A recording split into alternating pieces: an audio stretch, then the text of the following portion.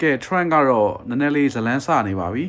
Trump အနေနဲ့ပေါ့နော်ဒီ Afghan နဲ့ Cameroon နိုင်ငံသားတွေကို TPS နှစ်ကနေပြီးတော့ခိုလုံခွင့်ပေးထားတဲ့ဟာကိုရုပ်သိမ်းမယ်လို့ဒါပြောသွားပါတယ်ပေါ့နော် TPS နှစ်ဆိုတော့အားလုံးသိတဲ့အတိုင်းစစ်ဖြစ်နေတဲ့နိုင်ငံတွေမှာပေါ့နော်ကိုယ်နိုင်ငံကိုပြန်ဖို့အခက်အခဲရှိတဲ့ဒီနိုင်ငံတွေမှာဒီ US မှာရောက်နေတဲ့အလဲဗီဇာနဲ့ရောက်နေတဲ့လူတွေကျွန်တော်တို့ចောင်းသားဗီဇာနဲ့ရောက်နေတဲ့လူတွေကိုခဏတာခိုလုံခွင့်ပေးထားတဲ့ဒီ TPS နှစ်ဖြစ်ပါတယ်အဲ့ဒီဟာအတွက်ကိုအခုလက်ရှိမှာသူတို့က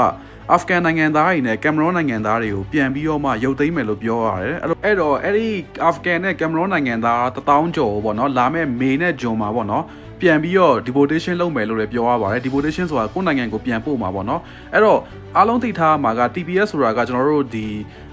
asylum ခံတယ်လို့မျိုးပေါ့နော်ဒီ green card တွေပေါ့နော်နိုင်ငံသားဖြစ်ခွင့်တွေတော့မဟုတ်ဘူးဒါပေမဲ့ US မှာခဏတာခိုလုံခွင့်ပေးထားတဲ့ temporary ဒီ protection system ပုံစံမျိုးပေါ့နော်အဲ့လိုပုံစံမျိုးဆိုတော့ TPS ဆိုတာကဒါခဏတာခိုလုံခွင့်ပေးထားတဲ့သဘောမျိုးပေါ့နော်အဲ့ဒီဟာတွေကိုကျွန်တော်တို့ Afghan နဲ့ Cameroon နိုင်ငံသားတွေကိုရုပ်သိမ်းလိုက်မှာဖြစ်ပါတယ်အဲ့တော့အားလုံးသိထားမှာကလက်ရှိအချိန်မှာ US က immigration system ကအရင်တော့အထက်အများကြီးပိုကျက်နေပါတယ်ပြောချင်တာကလက်ရှိ asylum အောင်ထားတဲ့ asylum တင်ထားတဲ့လူတွေတောင်မှပေါ့နော်အချိန်မရွေးလောတွေထုတ်ပြီးတော့မှ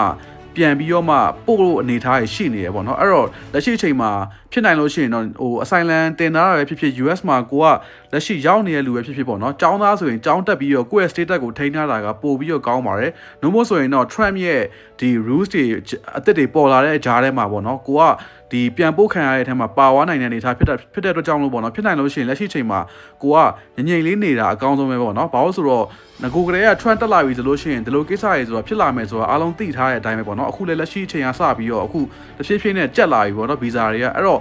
ចောင်းသားဆိုရင်ចောင်းတက်ပြီးတော့မှကိုယ့်ရဲ့ F1 status ကိုထိန်းထားပါအလဲသမားတွေဆိုလို့ရှိရင်လည်းကိုကလက်ရှိ asylum ခံထားရဆိုလို့ရှိရင်ပေါ့နော်ဟိုဖြစ်နိုင်လို့ရှိရင်အလုပ်လုပ်တယ်ဆိုရင်တော့မှအားလုံးဘယ်လိုပြောရမလဲနည်းနည်းလေးထိန်းပြီးမှလုပ်ပေါ့နော်လူသိရှင်ကြားကြီးပေါ့နော်လုပ်နေရမျိုးတွေတတိထားပေါ့နော်ဘာလို့ဆိုလက်ရှိချိန်မှာ